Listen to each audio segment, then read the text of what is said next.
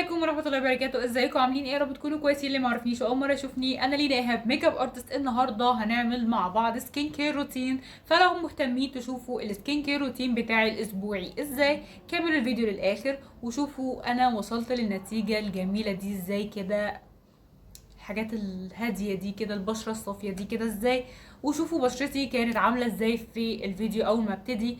بس كده مش هطول عليكم. لو عجبكم الفيديو متنسوش تعملوا لايك وشير وسبسكرايب للقناه وتفعلوا الجرس عشان يوصلكم كل جديد، وبحبكم جدا. ويلا بينا نبدا الفيديو ده بقى.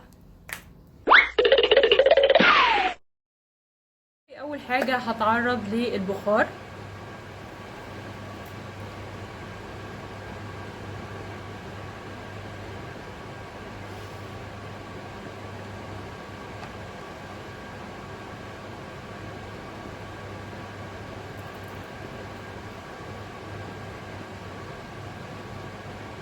لازم اول حاجه ان احنا نفتح المسام كده.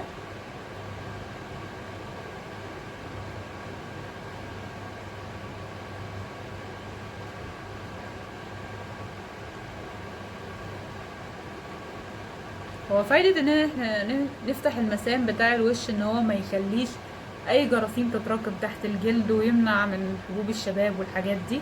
فاحنا بنبقى محتاجين العملية دي كل اسبوع اصلا. ان انا بتكلم بقى ايه في المعقول، يعني مش هقول بقى كل يومين وثلاثة والجو ده. اللي هو نجمع كده ايه تراب الاسبوع ونيجي بقى نشيله هنا عليه. استخدم اول ماسك معاكو هو بالحليب واللوز. اوكي. ومازال البخار شغال كده على وشي، هبتدي احط الماسك الصنفرة ده عشان نبتدي بقى ايه نشيل الحاجات يعني الحلوة اللي موجودة هنا بقالها زمن يعني.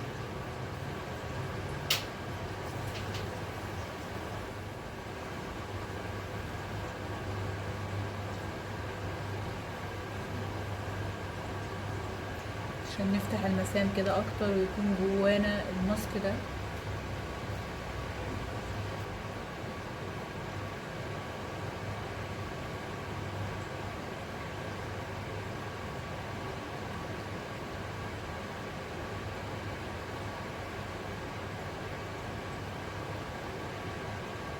وبعد كده هنبتدي نفرك الماسك كده بالشكل ده عشان الحبوب دي تبتدي تنضف الوش وتشيل اي حاجة تحت الجلد.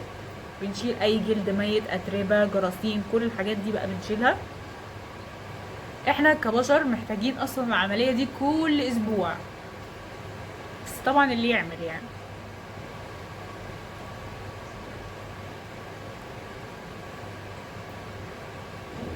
بيني وبينكم انا كده كده بحس يعني انا بعملها كل ما بلاقي بشرتي بقت شاحبه كده اكتر ومش عجباني، اللي هو خلاص وشي مدخن كده، او خلاص انا ببقى حاسه بوشي اللي هو محتاج بقى سكين كير وكده.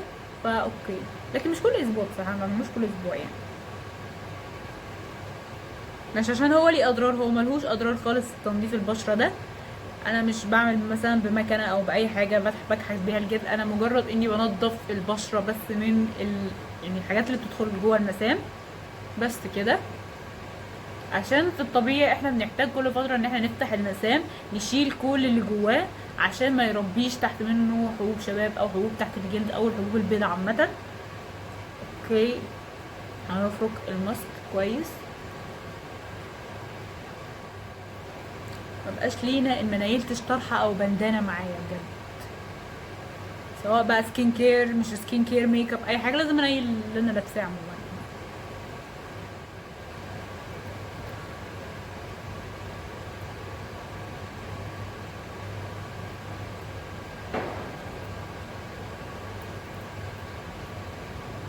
تاني ماسك معايا وهو ماسك الطمي المغربي. اوكي. هبتدي بقى يعني اللي فتحناه ده دلوقتي نغمقه بقى تاني. اوكي. طبعا ماسك الطمي مشهور يعني.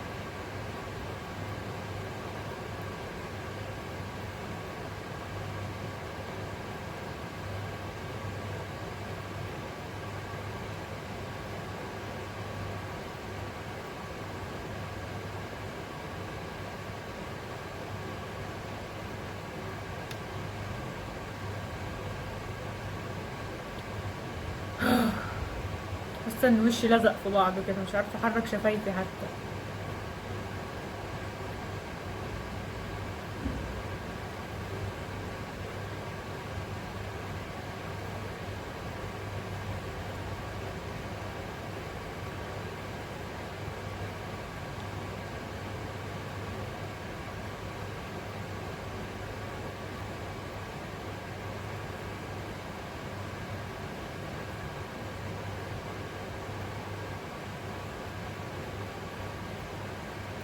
تالت ماسك عندنا وهو بالفراولة. هركزوا اكتر على منطقة المناخير هنا كده والحتت دي.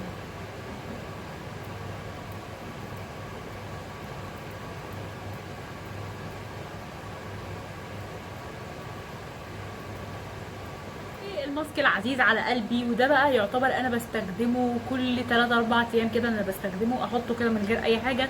ماسك الحليب بجد فيه نسبه تفتيح عاليه جدا، يعني انا بجد بحبه ان هو بيخلي لي بشرتي صافيه كده. انا بستخدمه ده بقى من غير اي حاجه كده لوحده، فطبعا ما اقدرش استغنى عنه بقى كمان في يوم السكين كير بتاعي.